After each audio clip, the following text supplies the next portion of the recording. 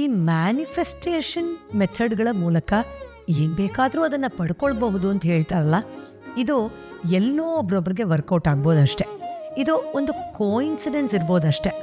ಓಹ್, ಇದಕ್ಕೆ ಏನೋ mysterious science ಕಲಿಬೇಕೋ ಏನೋ, ಅದ್ರ ಮೂಲಕ ಚಿಕ್ಕ ಪುಟ್ಟದ್ದೇನಾದರೂ ಪಡ್ಕೊಳ್ಬಹುದೇನೋ. ದೊಡ್ಡ ದೊಡ್ಡ ಕನಸುಗಳನ್ನ ನನಸು ಮಾಡ್ಕೊಳ್ಳೋದು, ದೊಡ್ಡ ಸಮಸ್ಯೆಗಳನ್ನ ಪರಿಹಾರ ಮಾಡ್ಕೊಳ್ಳೋದು, ಅದೆಲ್ಲ ಇದ್ರ ಮೂಲಕ ಸಾಧ್ಯ ಇಲ್ಲ ಅನಿಸುತ್ತೆ. ಇದೆಲ್ಲ ಏನೋ ಜಾದು ಥರ, it may not work for me, ಅಥವಾ ಇದನ್ನು ಓದಿರೋರು ಮಾತ್ರ ತಿಳ್ಕೊಳ್ಬಹುದೇನೋ ಇತ್ಯಾದಿ ಮೂಢನಂಬಿಕೆಗಳನ್ನು ಎಷ್ಟೋ ಜನ ಹೊಂದಿರೋದನ್ನು ನಾನು ಗಮನಿಸಿದ್ದೀನಿ. ಆದರೆ ನಿಮಗೆ ಗೊತ್ತಾ, ನಮ್ಮ 21 ಡೇಸ್ ಮ್ಯಾನಿಫೆಸ್ಟೇಷನ್ ಮ್ಯಾಜಿಕ್ ಪ್ರೋಗ್ರಾಮಲ್ಲಿ ಓದು ಬರಹ ಬರೆಯೋಕ್ಕೆ ಬರದೇ ಇರೋರು, ಅಥವಾ ತುಂಬ ವಯಸ್ಸಾಗಿರೋರು, ಆರ್ ಫಸ್ಟ್ ಟೈಮ್ ಇದ್ರ ಬಗ್ಗೆ ಕೇಳ್ತಾ ಇರೋರು, ಅಥವಾ ಇದಕ್ಕೆ ಎಲ್ಲೂ ಪರಿಹಾರನೇ ಸಿಗಲ್ವೇನೋ ಅಂತ ಡಿಜೆಕ್ಷನ್ಗೆ ಒಳಗಾಗಿರೋರು, ಈ ಥರ ಎಲ್ಲ ಕ್ಯಾಟಗರಿ ಆಫ್ ಜನನು ಅದ್ಭುತವಾದ ಬದಲಾವಣೆಯನ್ನು ರಿಸಲ್ಟ್ಸನ್ನು ನೋಡಿದ್ದಾರೆ. ಅದರಲ್ಲಿ ನೀವು ಒಬ್ಬರಾಗಬಹುದು.